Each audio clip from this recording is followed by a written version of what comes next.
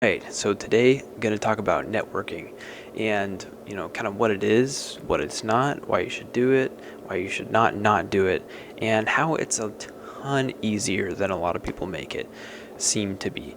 So, um, I'll talk about what is not first. So a lot of people out there, gurus, course creators, book writers, maybe not so much book writers, but people trying to make money quickly will try to sell you on the idea that you need to establish yourself on LinkedIn. You need to be doing a lot of, cold messaging at events. You need to be doing things a certain way to get into people's minds in a certain way.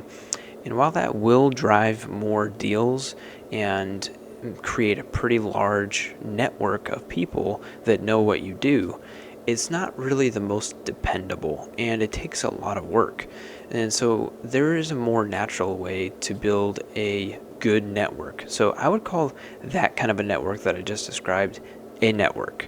But I want to talk about how to build a good network, a healthy network that's going to really boost your business and just skyrocket it to the moon. And I can speak from experience on this. So I'll give you a few of my own personal experiences, and they line up perfectly with other people's experience as well. Is building a network based off relationship and based off presenting yourself as a professional in your area of expertise. So I'll start with relationship first. That relationship kind of goes into both categories, but I'll talk about your customers first, and then people that you meet that are not your customer, but they are part of your network. So with your customer is really, really, really important. It's just vital to build up a really good relationship with your customer. Don't just do a good job, build up a really good relationship.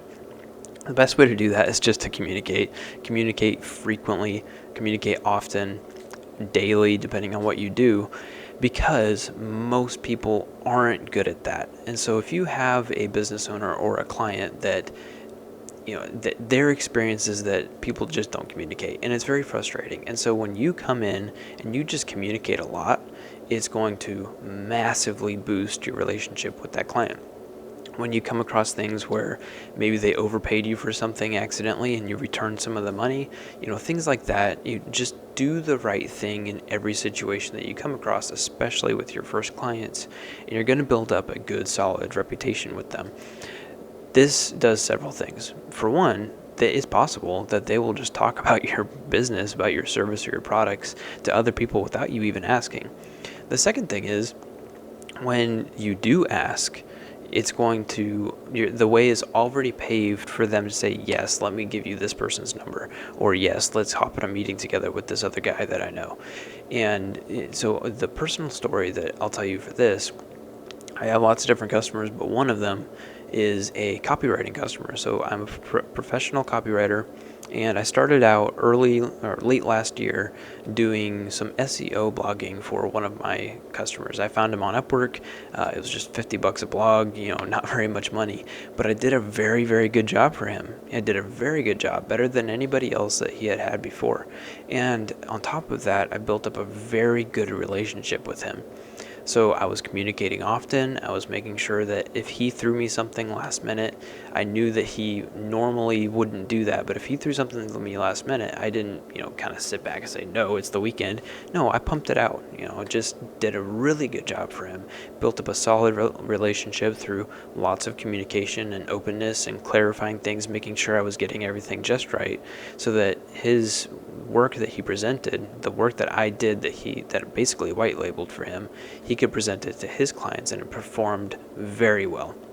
So he got good results for my work and felt really good about our relationship. Fast forward to this month, I, now getting into more different kinds of copy. One of the ones that I'm getting into is e-commerce email marketing.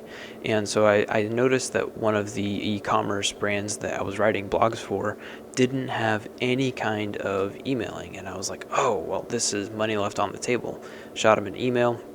I said, hey, would your client be interested in some email marketing?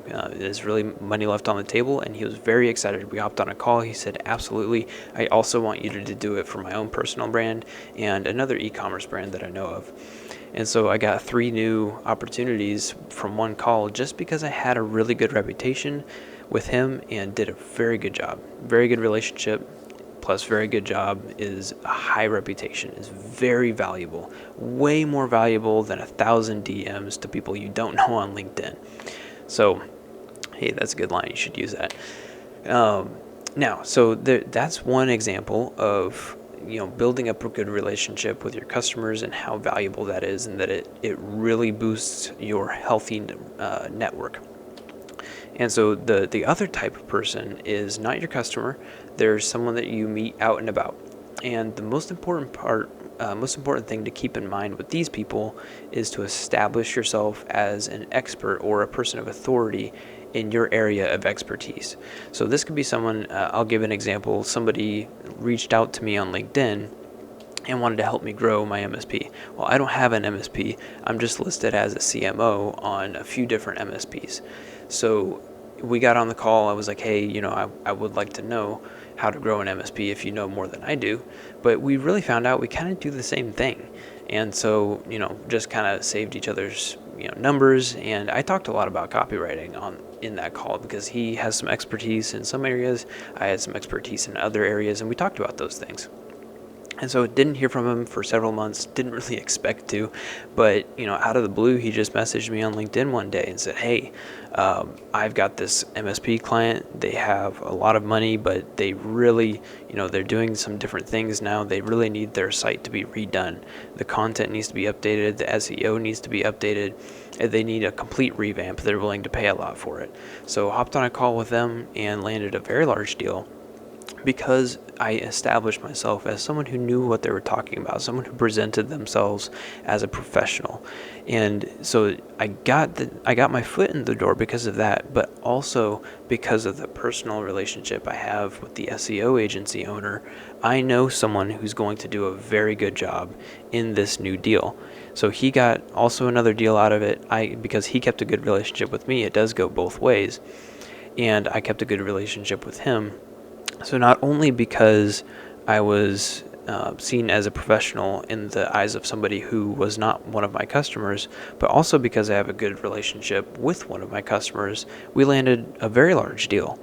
And that is true for so many entrepreneurs. You can hear story after story of when you really do a good job of keeping up your reputation, not burning any bridges ever unless you absolutely have to.